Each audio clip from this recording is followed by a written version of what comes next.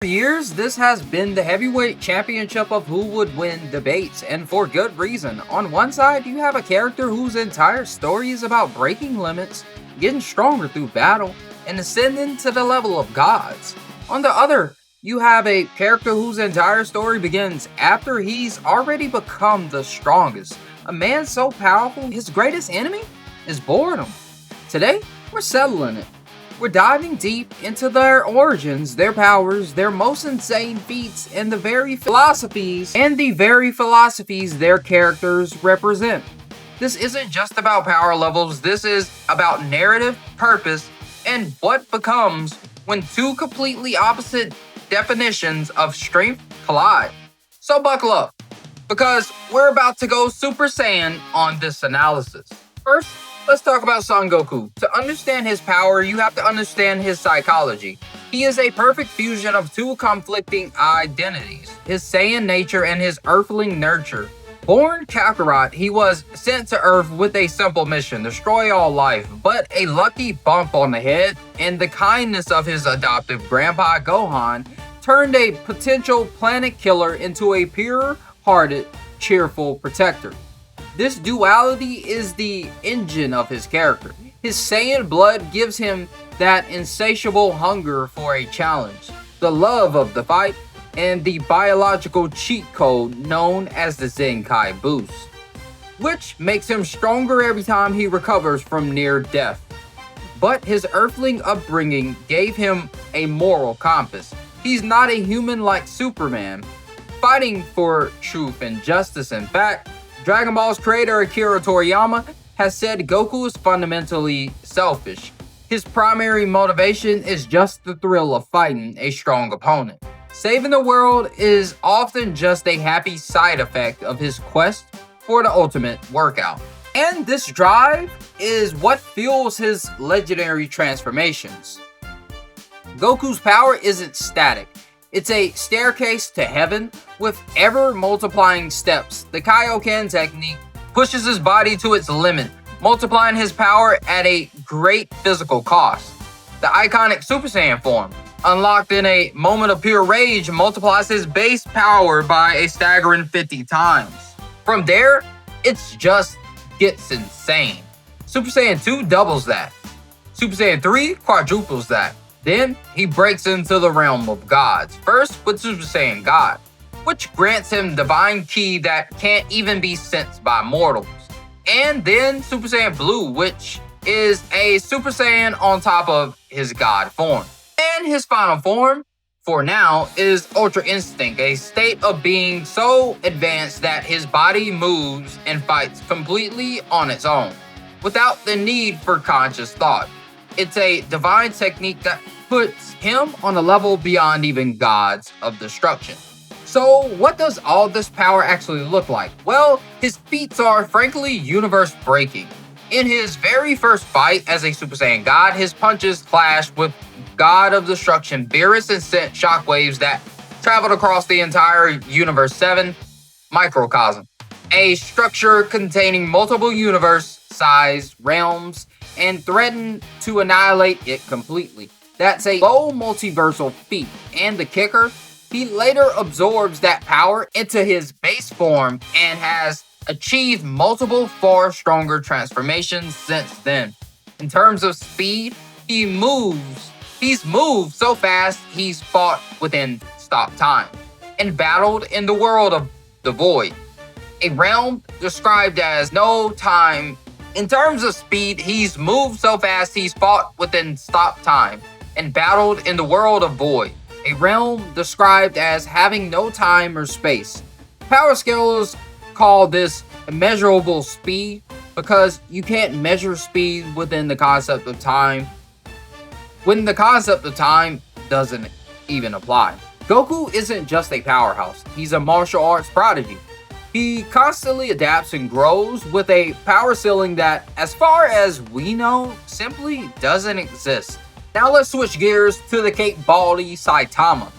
If Goku's origin is one of myth and alien destiny, Saitama is one of crushing, deliberately mundane nati. He was a 25-year-old unemployed guy, completely delusioned with life. His heroic journey didn't start with a spaceship, but with saving a butt-chinned kid from a crab monster. Yeah, I said it, butt-chinned.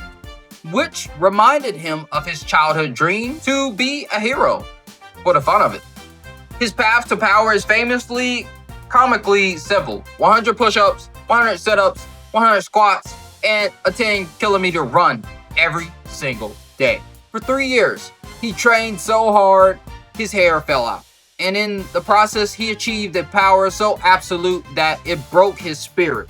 He got exactly what he wanted, and it left him empty, bored, and emotionally detached. His biggest struggles aren't fighting monsters, but missing a weekend sale at the supermarket. So what's the real source of his power? The series gives us a fascinating in-universe theory.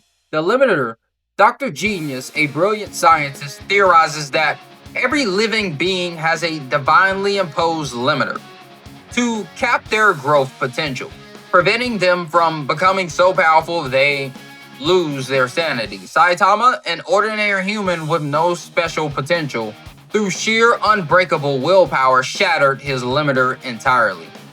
But here's the crucial part. Revealed during his fight with Cosmic Gato, breaking his limiter didn't just give him a fixed infinite power level, it gave him infinite potential for growth.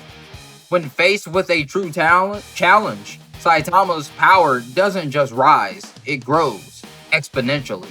The manga literally shows us a graph of his power level skyrocketing, vastly outpacing Gato, a being empowered by a cosmic entity called Goku.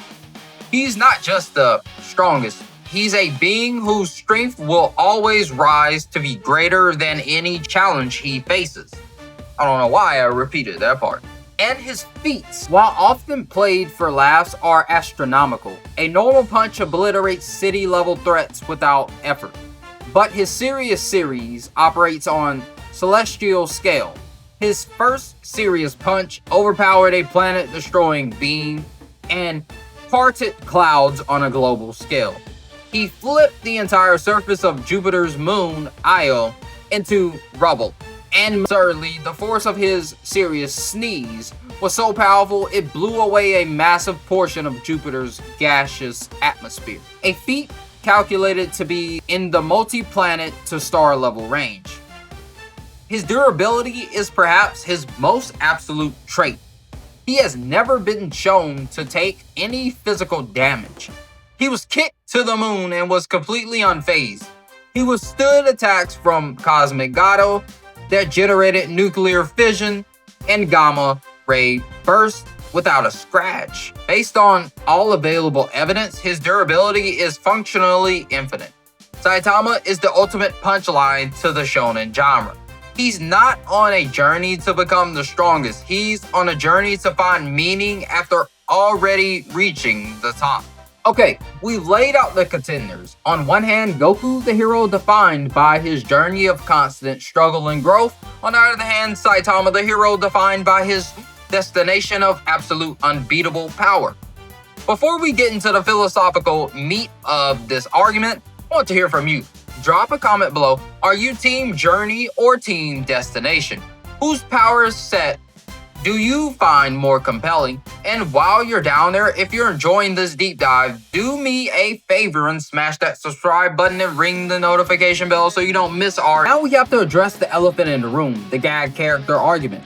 Many people claim Saitama would win automatically because he's a gag character, and his gag is that he wins in one punch. Characters like Bugs Bunny or Ariel from Toriyama's other series, Dr. Slump, operate on Toon Force, where the laws of physics bend for the sake of a punchline.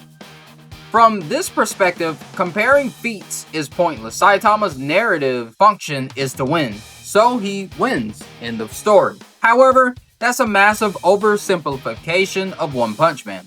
While it's a parody, it's also a serious story with established power scales, high stakes, and deep emotional moments. Saitama himself has a genuine character arc, about his struggle with depression and apathy. The series even provides an in-universe explanation for his power with the limiter theory, moving it out of the realm of pure inexplicable toon force. Plus, he didn't defeat Boros or Cosmic Gado in a single punch, proving the name is more of a reputation than a unbreakable law. But here's the ultimate counter-argument, the ace up Goku's sleeve. Even if we grant that Saitama is a gag character, Goku has a canonical history of fighting them. In Dragon Ball Super, he faces Arale, a literal fourth wall breaking gag character who embodies Toon Force. Vegeta is utterly helpless against her reality bending power, but Goku? He immediately recognizes what she is, powers up to Super Saiyan Blue, and matches her blow for blow. This sets a critical precedent. Goku has gag resistance. He can operate on their level. This completely neutralizes the argument that Saitama's gag status gives him an automatic win. So, with that out of the way, we have to look at this as a real fight. And that means it's time to simulate the ultimate showdown. Let's get it. The winner of this fight depends entirely on one thing, the condition of the battle. Well, conditions of the battle. So let's break it down into two scenarios. First, scenario A, the in-character encounter. Both fighters act according to their established personalities. Goku, sensing Saitama's immense latent power, would be absolutely ecstatic. He's found the challenge he's been looking for his whole life. And what does Goku always do? He holds back. He'd start in his base form, testing Saitama, wanting to see his full power. He'd slowly escalate, going Super Saiyan, then Super Saiyan 2, then 3, savoring every moment of the fight. And then, this would be his fatal mistake. Goku's approach creates the perfect condition to trigger Saitama's most broken ability, his exponential growth.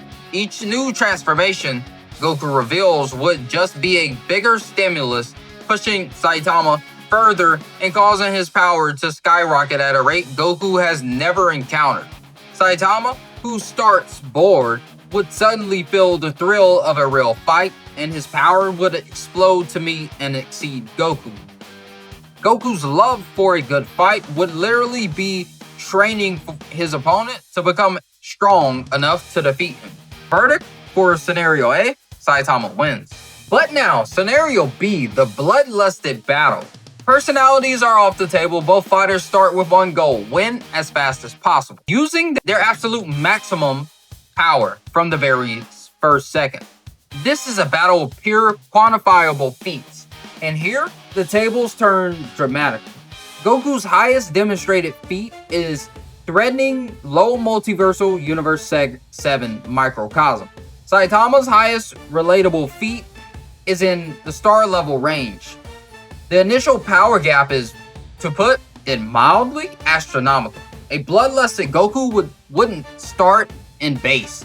He would immediately go to his peak mastered Ultra Instinct. This gives him immeasurable speed and low multiversal attack power right from the start. Saitama's growth mechanic, while insane, still needs a stimulus to react to. He has never ever faced an attack on this scale from the get-go.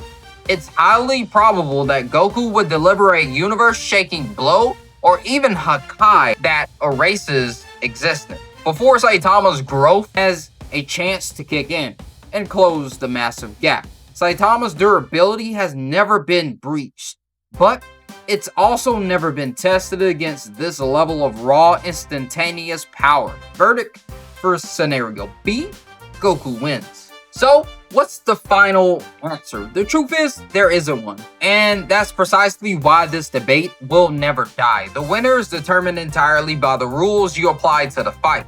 And if you judge this based on character, narrative, and theme, Saitama wins.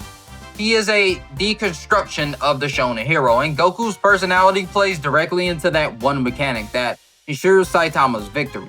In this context, Saitama is a narrative absolute. But if you judge this based on quantifiable feats and a bloodlusted, no-holds-barred fight, Goku wins. His demonstrated power and speed are currently on a higher dimensional tier.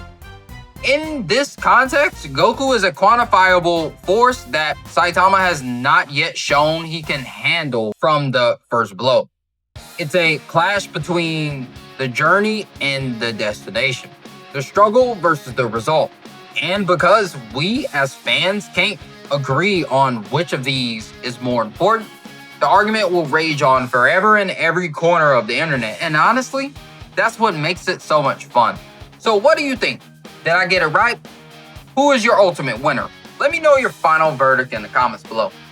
If you enjoyed this ultimate breakdown, do me a solid and punch that like button and subscribe to the channel and hit the notification bell so you never miss an upload. Want to see another legendary matchup? Click the video in your end screen right now to see our deep dives into more fights and more anime content. Thanks for watching. I'm gonna see y'all on another one. See me till we're out. Peace. I love y'all. Y'all make doing this worthwhile. Y'all make doing this what it is. Y'all are the best. And I appreciate y'all, man. Peace.